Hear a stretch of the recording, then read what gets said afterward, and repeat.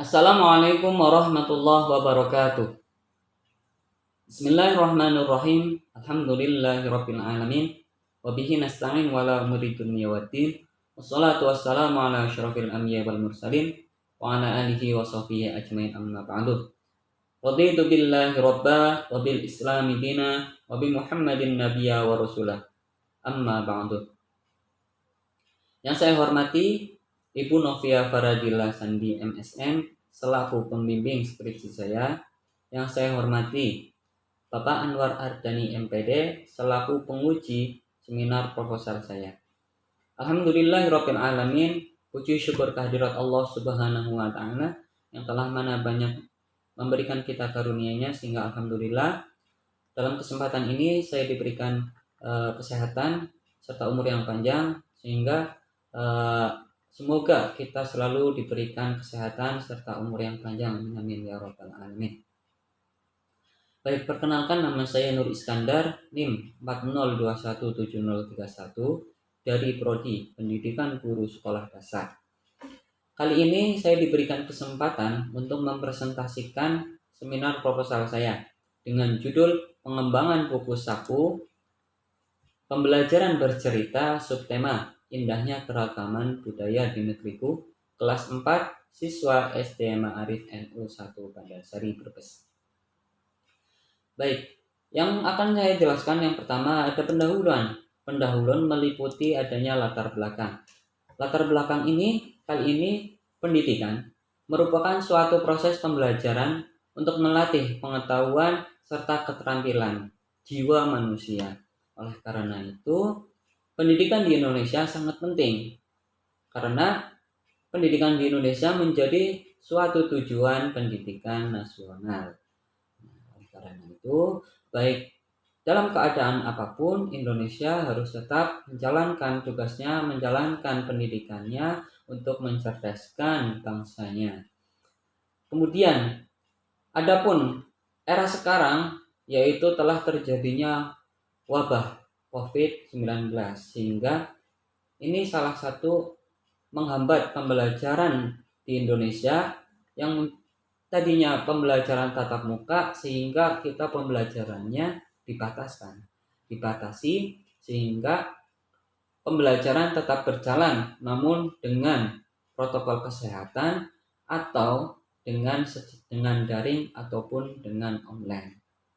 Oleh karena itu, dalam mencerdaskan tujuan pendidikan nasional sehingga apapun keadaannya Indonesia harus tetap berjalan proses pembelajarannya. Kemudian dalam pembelajaran itu meliputi adanya bahan ajar atau media pembelajaran sehingga ketersediaan media pembelajaran sangat berpengaruh dalam proses pembelajaran, yaitu dalam memaksimalkan proses pembelajaran, adanya media pembelajaran dapat memudahkan siswanya untuk memahami suatu konsep, memahami suatu materi. Dengan demikian, maka peneliti saya mengembangkan yaitu suatu media pembelajaran yaitu berupa buku saku. Nah, buku saku ini akan menjadi alternatif siswa untuk memudahkan siswa memahami suatu materi. Kemudian materi yang akan saya berikan, yang saya akan kembangkan yaitu materi bercerita.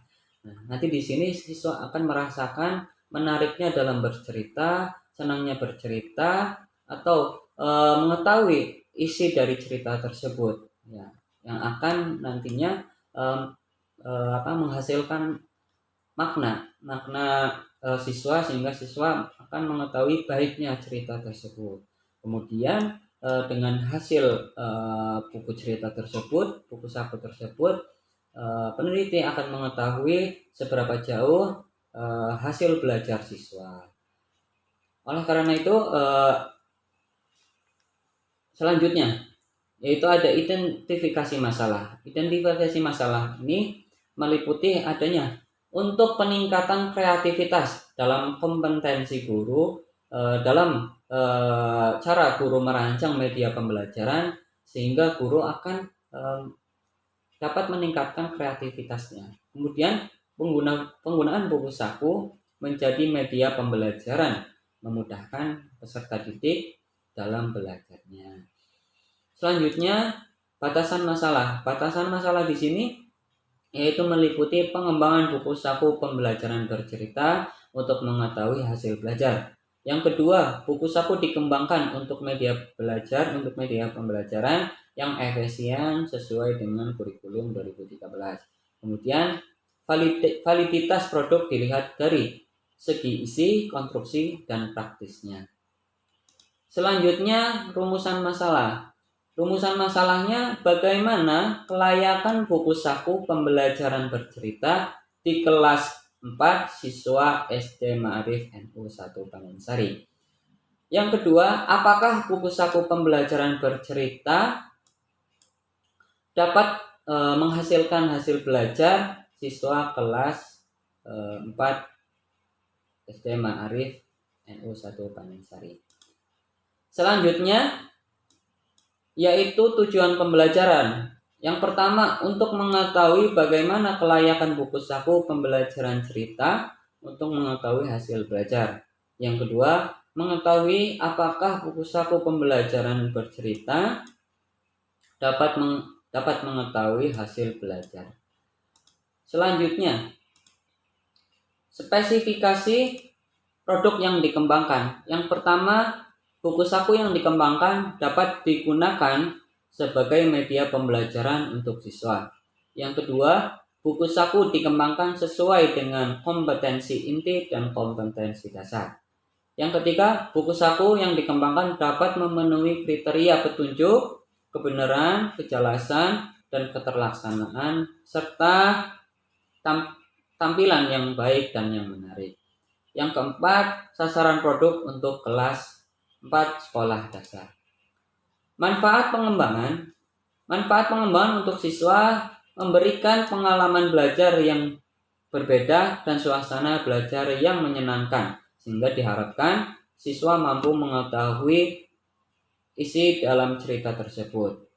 Kemudian, manfaat untuk guru, yaitu hasil penelitian ini diharapkan dapat memberikan informasi bagi guru sebagai pedoman bagi guru dan memotivasi siswa untuk lebih giat dalam belajar. Kemudian, manfaat untuk peneliti selanjutnya, hasil penelitian ini dapat dijadikan sebagai referensi atau acuan penelitian yang selanjutnya. Selanjutnya ada landasan teori dan kajian pustaka. Landasan teori, yang pertama buku saku. Buku saku ini adalah media cetak yang berukuran kecil, yang praktis, digenggam, serta dapat dimasukkan dalam kantung. Nah, maka dari itu buku saku ini sangat praktis dan sangat kecil, serta bisa dapat dibawa kemana-kemana. Kemudian adanya fungsi buku saku ini berharap bahwa buku saku ini sangat penting dalam penggunaan dalam belajarnya, sehingga menghasilkan belajar yang maksimal. Kemudian adapun media pembelajaran, buku saku ini menjadi suatu media pembelajaran sehingga dapat memudahkan siswanya dalam belajar, dan bentuk media ini adalah media visual atau media yang tampak. Selanjutnya ada bercerita. Nah, materi yang akan saya sampaikan terkait pengembangan ini adalah bercerita. Nah, bercerita ini yaitu adalah menuturkan suatu pesan atau informasi kepada orang pendengar, ya, untuk dimengerti suatu isinya sehingga mengetahui apa isi dari cerita tersebut. Kemudian bercerita ini dapat memberikan suatu makna, suatu contoh, sehingga contoh dari isi cerita tersebut dapat menarik perhatian siswa untuk mencontohkan suri tauladan dalam isi cerita ataupun tingkah laku serta pengetahuan-pengetahuan dalam isi cerita tersebut. Kemudian yang akan saya angkat juga adalah subtema indahnya keragaman budaya di negeriku. Ini adalah salah satu subtema keragaman budaya, yaitu untuk dengan tujuan siswa agar mengetahui budaya-budaya di Indonesia, sehingga dengan cerita ini siswa bisa mengetahui bagaimana budaya-budaya di Indonesia, di negerinya, dan di bangsanya. Kemudian yang terakhir, yang kelima adalah untuk mengetahui hasil belajar siswa antara stimulus dan respon, ya. Karena mengetahui hasil belajar siswa, kita dapat mengetahui seberapa jauh pengembangan buku saku kita yang telah dikembangkan. Kemudian selanjutnya penelitian relevan. Penelitian relevan yang pertama yaitu dilakukan oleh Fahtria Yuliani 2015 yang berjudul pengembangan buku saku materi pemanasan global untuk SMP. Ini adalah skripsi. Kemudian jenis penelitiannya R&D. Hasil penelitiannya, buku ini diajarkan sangat layak dan sesuai dengan kebutuhan siswa dan juga guru. Kemudian yang kedua, hasil penelitian oleh Eric Schaefer dan kawan-kawannya pada tahun 2019 dengan judul pengembangan buku saku tematik sekolah dasar berbasis kearifan budaya lokal. Nah, bahwa hasilnya mendapatkan hasil yang sesuai, dan juga penelitian ini diketahui bahwa buku saku sangat layak dengan materi yang ada, dengan materi yang diajarkan, kemudian buku sakunya sangat layak. Yang ketiga, hasil penelitian dari MS Sumantri pada tahun 2016 tentang pengembangan buku saku The Challenge Book tentang pendidikan karakter siswa kelas 5 sekolah dasar. Bahwa penelitian ini sama, yaitu mengembangkan buku saku dengan metode R&D, Research and Development, dengan tujuan untuk membantu guru dalam menerapkan pendidikan karakter, ya, dengan menggunakan media pembelajaran yaitu buku saku The Challenge Book, dan hasilnya cukup baik dan sangat layak buku sakunya. Kemudian untuk mengetahui hasil belajar siswa dengan mengetahui perubahan sikap yang ada di siswa, baik dalam ranah kognitif, afektif maupun psikomotorik. Baik, selanjutnya yaitu kerangka berpikir. Kerangka berpikir ini yang saya gambarkan bahwa dalam era kondisi pandemi COVID-19, yaitu dunia pendidikan tetap harus berjalan. Proses pembelajaran harus dilaksanakan baik secara online maupun tatap muka dengan memenuhi protokol kesehatan. Kemudian masalah yang terjadi yaitu ketersediaan media pembelajaran, karena memang ketersediaan media pembelajaran di sekolah dasar yang saya teliti ini menggunakan adanya buku tematik ataupun RKS, sehingga saya berinisiatif untuk mengembangkan buku saku sebagai media alternatif juga dalam pembelajaran bercerita. Kemudian solusinya saya mengembangkan buku saku, kemudian hasilnya kelayakan buku saku dan hasil belajar siswa. Kemudian metode penelitian. Metode penelitian yang saya gunakan adalah R&D atau penelitian pengembangan. Nah, penelitian pengembangan ini yang saya gunakan menggunakan penelitian 4D, ya, yang dikembangkan oleh Tyagarajan. Bahwasannya model 4D ini yang pertama ada pendefinisian atau define, kemudian yang kedua perancangan atau desain, kemudian ada pengembangan development, kemudian yang terakhir ada penyebaran atau disseminate.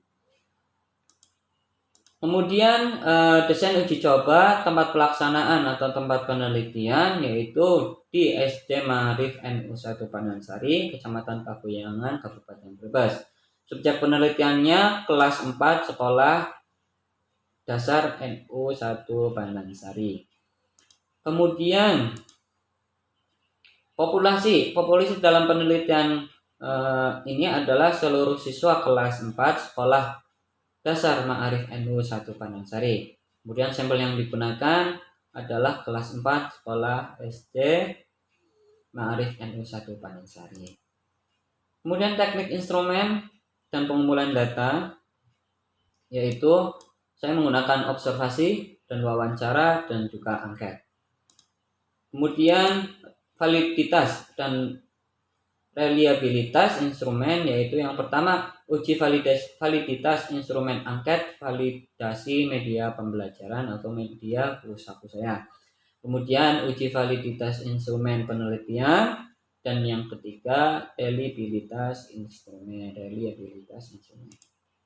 Kemudian selanjutnya ada teknik analisis data. Yang pertama uji hipotesis 1 yaitu tentang pengembangan buku sakunya atau pengembangan medianya. Yang kedua yaitu uji hipotesis 2 yaitu tentang keefektivitasan penggunaan buku saku untuk mengetahui hasil belajar siswa. Kemudian uji hipotesis 2 ini ada 2 tahap yaitu uji normalitas, yang kedua uji Bayard Sample T-Test.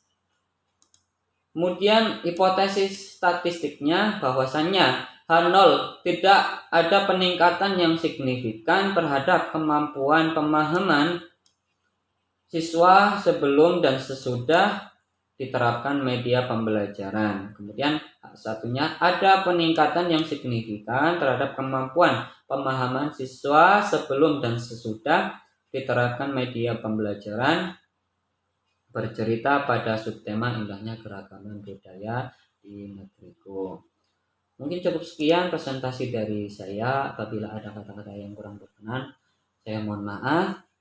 Terima kasih. Wassalamualaikum warahmatullahi wabarakatuh.